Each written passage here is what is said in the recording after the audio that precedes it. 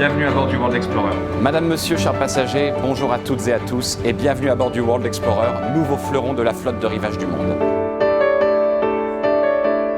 Toute mon équipe et moi-même vous souhaitons la bienvenue à bord pour un voyage exceptionnel qui va nous conduire des îles Scilly jusqu'à Dublin en contournant toute l'Irlande.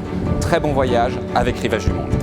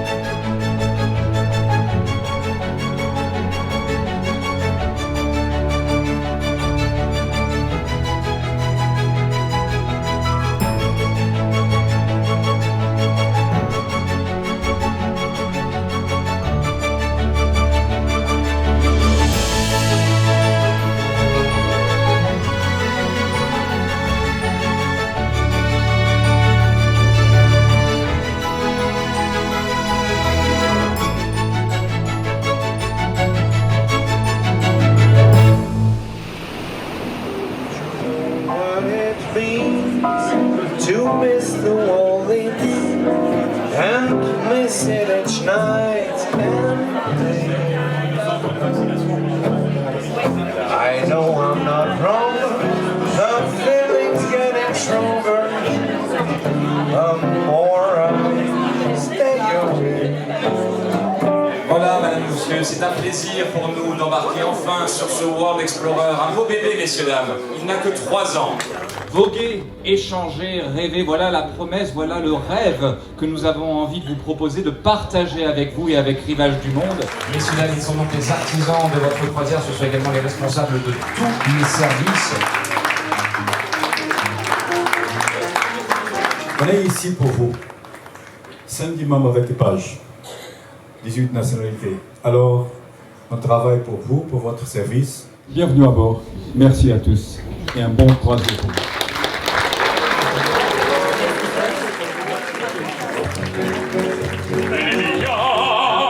Libiamo negli lieti calici che la bellezza infiora e là fugge loro animo che libri ha voluta.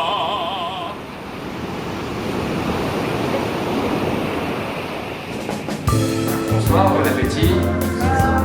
Bonsoir.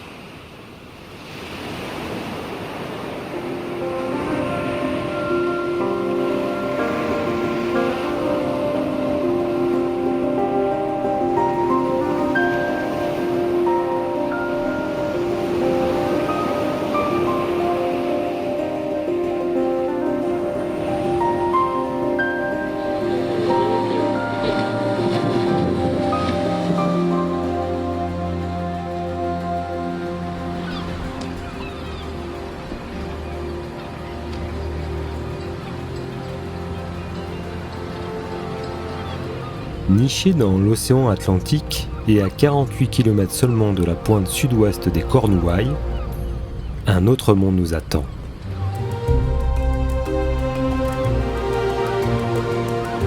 Un petit archipel d'îles britanniques, au climat, au paysage et au mode de vie bien particulier.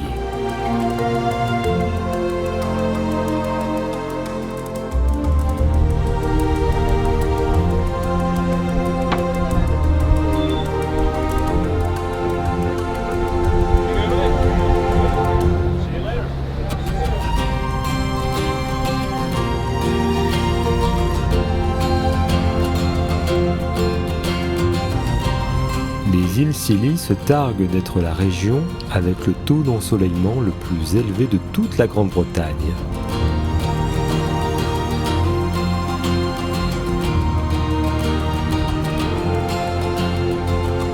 Avec des falaises déchiquetées qui dominent la mer et des landes désolées et battues par les vents, cette région séduit à la fois par son isolement et son aspect sauvage.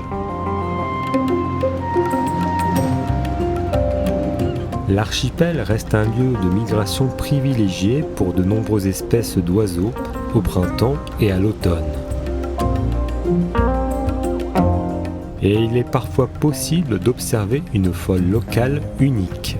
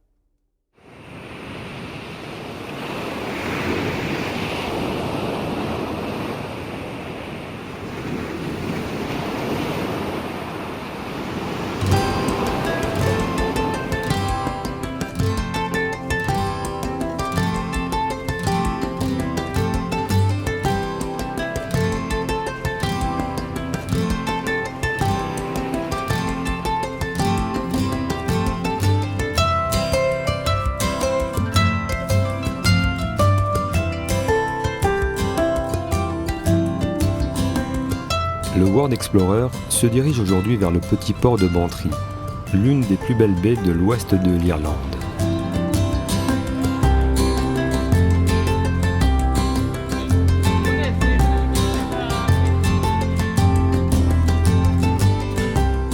L'Irlande est un petit pays au paysage immense. La pointe sud-ouest du pays allie la beauté des paysages à la force de l'histoire. La mer est toujours à moins de 100 km de là où on se trouve. Killarney est doté du plus ancien parc national d'Irlande. Sa fondation remonte au début des années 70. Il s'étend sur plus de 10 000 hectares et comprend des lacs, des forêts parmi les plus belles d'Irlande et les montagnes les plus hautes d'Irlande, seulement 1000 mètres d'altitude.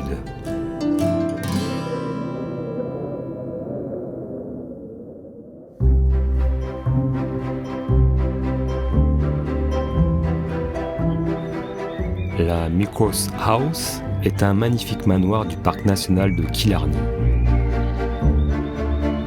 Cette maison de maître date du XIXe siècle et aurait été bâtie pour Henry Arthur Herbert, député du comté de Kerry au Parlement du Royaume-Uni.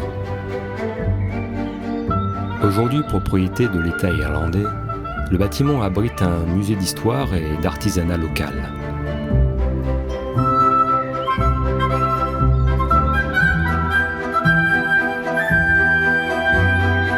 Mais le plus beau est à l'extérieur. Les jardins sont particulièrement réputés pour leur collection de rhododendrons, d'hybrides et d'azalées.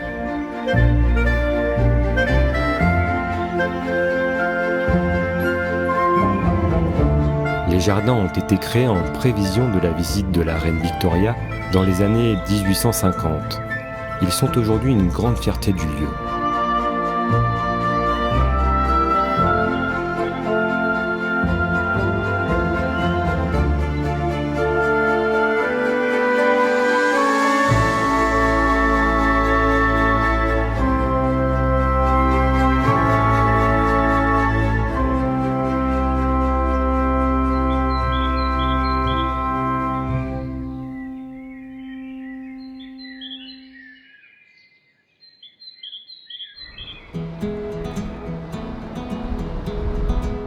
Kenmare est une petite ville située dans le comté de Kerry.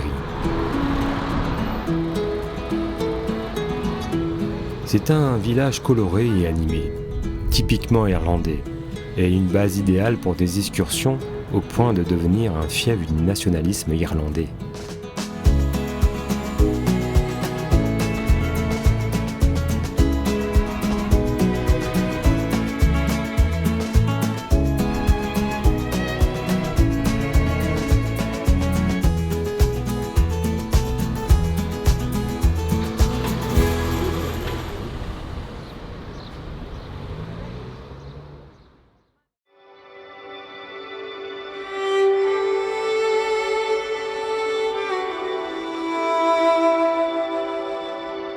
Madame, Monsieur, chers passagers, malheureusement, les conditions climatiques à Galway ne nous ont pas permis de débarquer.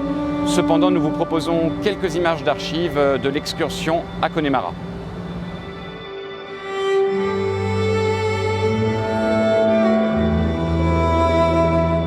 Terre recouverte de tourbières, déchiquetée par des milliers de lacs, tel est le décor du Connemara, rendu populaire par Michel Sardou.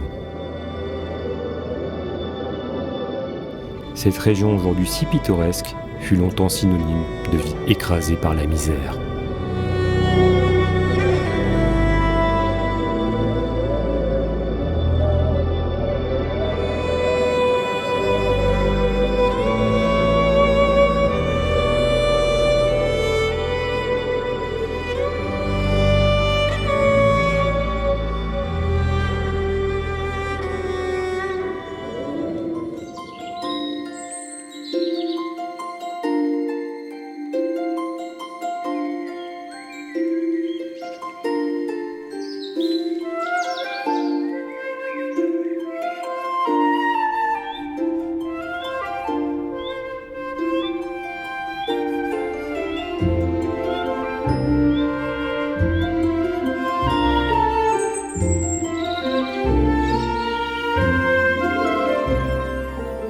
Construit par Michel Henry, homme d'affaires prospère pour sa jeune épouse Margaret, cet ancien château est désormais l'abbaye de Kilmore.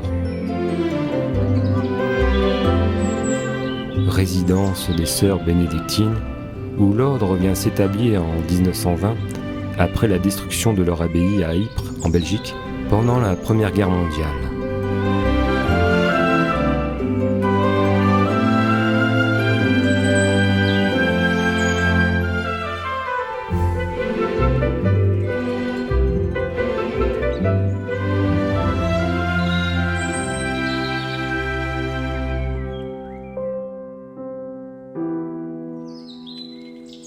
Le décès soudain de la jeune Margaret bouleverse l'homme d'affaires. En 1877, il fait construire une petite église néo-gothique à la mémoire de sa bien-aimée.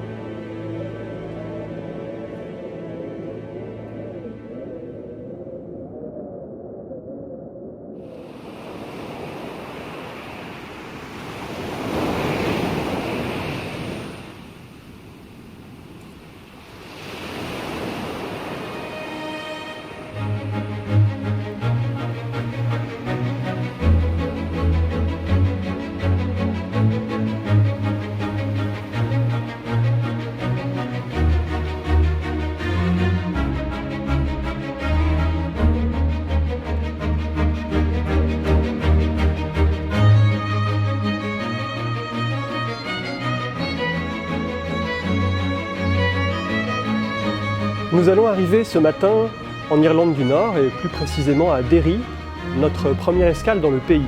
L'Irlande du Nord, qui est composée par les 6 comtés les plus riches de l'ancien royaume d'Ulster, est le fruit de la partition de l'Irlande qui a été imaginée en 1920 par le gouvernement britannique pour tenter de résoudre le conflit multiséculaire qui opposait les nationalistes catholiques et les unionistes protestants.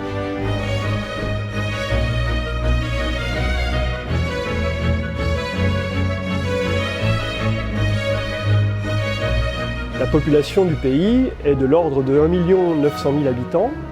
La plupart d'entre eux résident dans l'agglomération de Belfast, qui est la capitale, et qui est aussi le grand pôle industriel du pays, avec des chantiers navals et l'industrie du lin.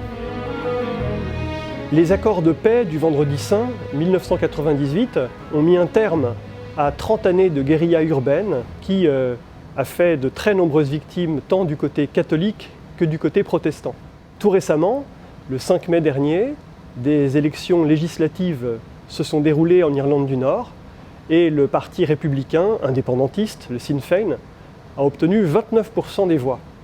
Il n'en fallait pas davantage pour alimenter les espoirs de ceux qui rêvent d'un référendum sur la réunification du pays.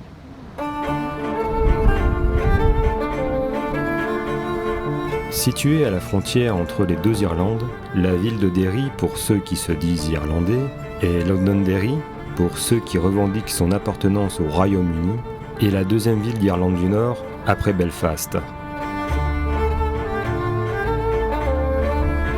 C'est une ville symbole de la guerre civile qui déchira le pays entre 1968 et 1998 et un point névralgique de l'opposition entre catholiques et protestants.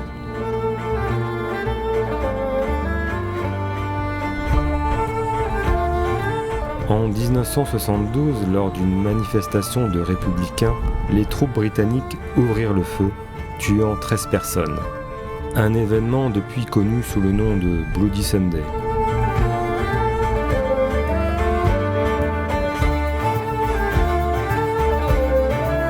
Plus récemment, la ville s'est révélée à la pointe du rapprochement entre les deux communautés.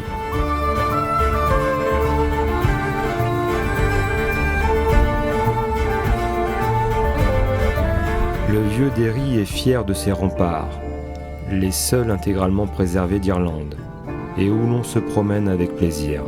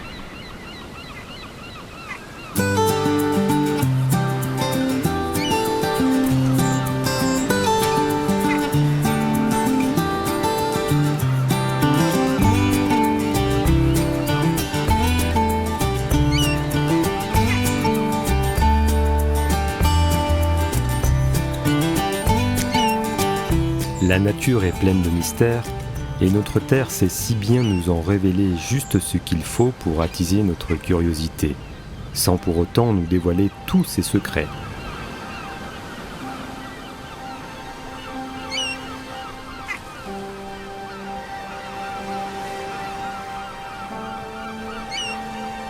Au cœur de la côte d'Antrim, au nord de l'Irlande, un pavement de basalte si saisissant de régularité s'enfonce dans les eaux.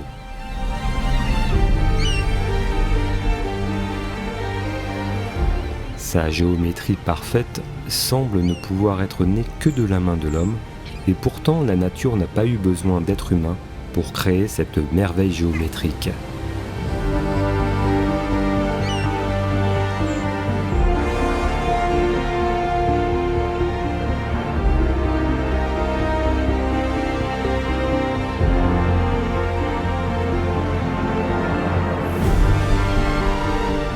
Il s'agit d'un phénomène tout simplement naturel, géologique, se créant il y a quelques 66 millions d'années.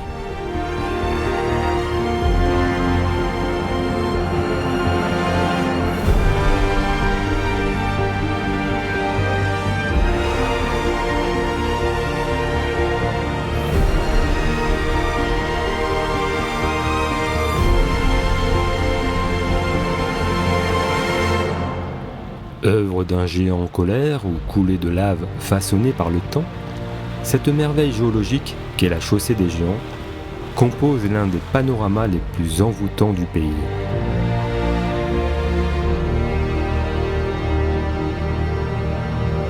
Pas surprenant qu'elle s'inscrive au patrimoine mondial parmi les sites naturels hors du commun.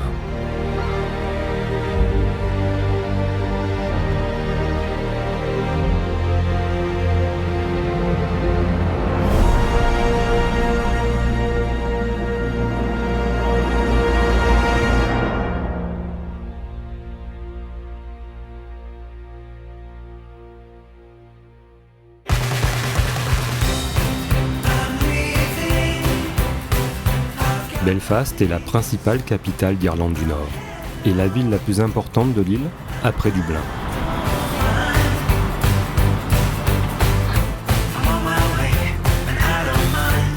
Après 30 ans de guerre civile, grâce au processus de paix, le centre-ville est redevenu un endroit particulièrement animé.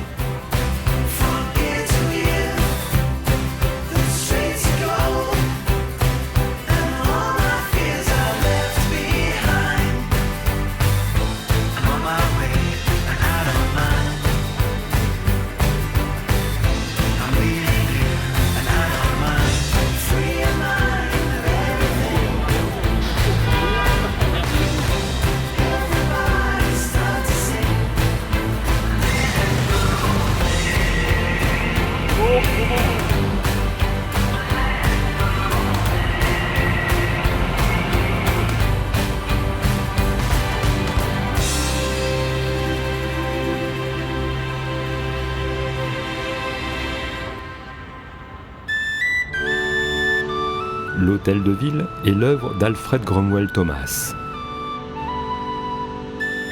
Il fut édifié en 1903. C'est à Belfast que le Titanic fut construit entre 1909 et 1911. Un monument honore aujourd'hui les victimes du naufrage.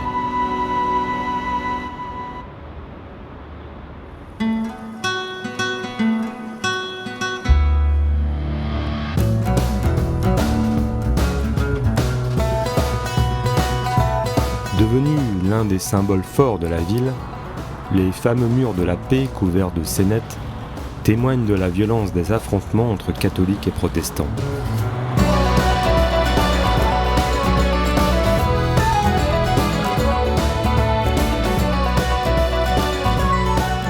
Belfast fut longtemps divisé par ces murs de la paix.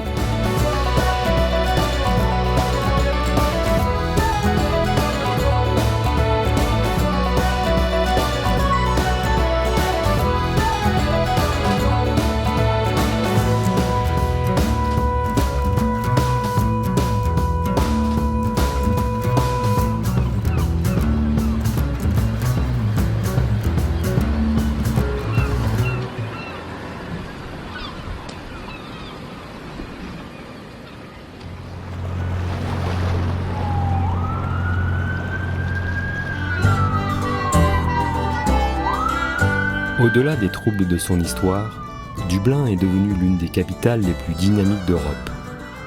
À vocation littéraire, cette ville se lit comme un roman.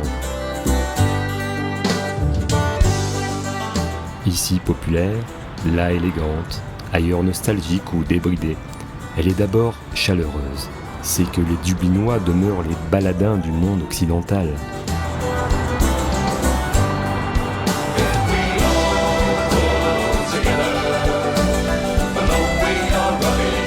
La ville est en pleine mutation.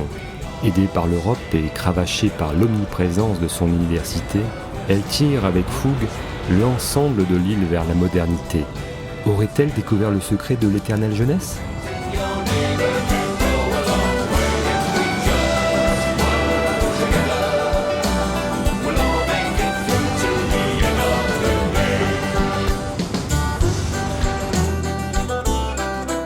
Au XIXe siècle, Dublin était une des villes les plus pauvres d'Europe.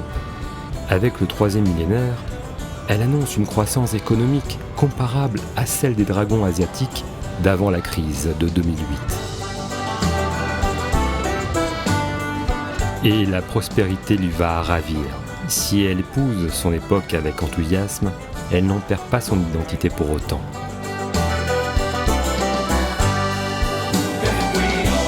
Dracula est né à Dublin, sous la plume de Bram Stoker, mais la capitale irlandaise préfère de loin les shops de bière brune aux pintes de bon sang. Elle possède plus de 1000 pubs, et y coule à flot la Guinness, y s'y percutent les bonnes blagues. Quand Dublin chante, c'est à plein poumon.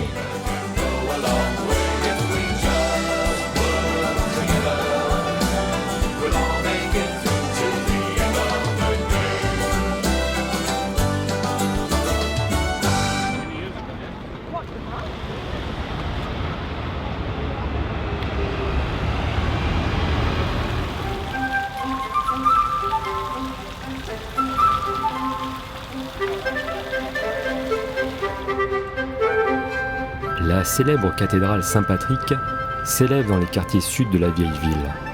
C'est le siège du culte anglican de l'Église d'Irlande.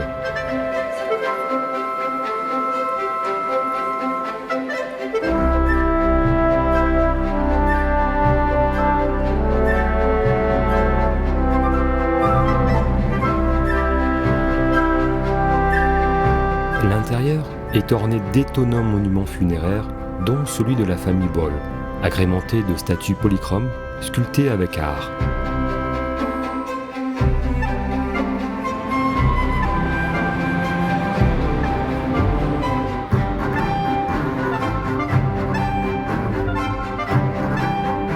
Au même titre qu'Oxford et de Cambridge, Trinity College est l'autre université la plus connue. L'institution a été fondée en 1591 par la reine d'Angleterre, Élisabeth Ier. Elle ne compte plus ses élèves prestigieux, de Jonathan Swift à Oscar Wilde.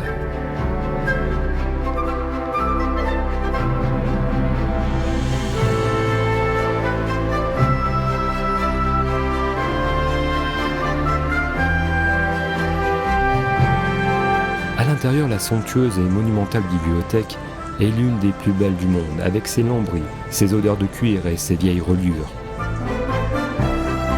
Elle contient les fameux Book of Durham et Book of Kells, les ouvrages les plus anciens du monde.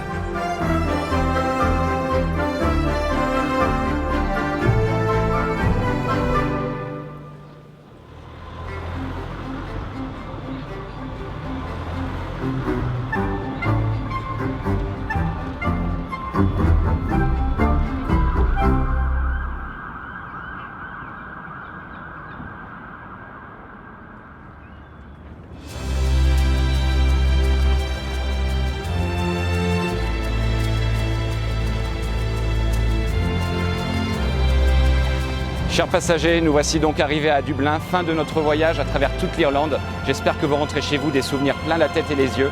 Madame, Monsieur, nous espérons vous revoir très bientôt sur une mer ou sur un fleuve avec Rivage du Monde.